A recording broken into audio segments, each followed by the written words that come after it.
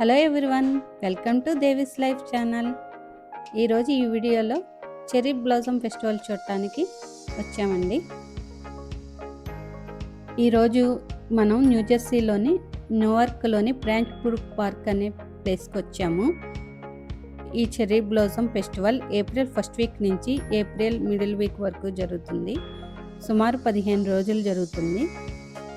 ఈ సమయంలో ఫ్లవర్స్ అన్నీ చాలా అందంగా కనబడతాయి.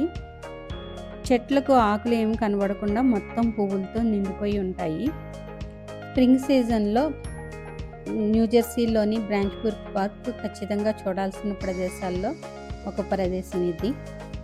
పార్క్ గురించి చెప్పాలంటే బ్రాంచ్బుర్గ్ పార్కులో సుమారు 5300 కంటే ఎక్కువ చెర్రీ బ్లాసమ్ చెట్లు ఉన్నాయి.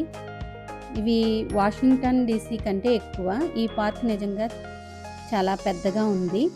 దాదాపు 360 ఎకరాలు మరియు ఇక్కడ చాలా విశాలంగా ఉంది ప్రదేశం. ఇక్కడ నడవటానికి, ఎక్కువ మంది విశ్రాంతి తీసుకోవడానికి మరియు చూడటానికి చాలా అందమైన ప్రదేశం ఇది.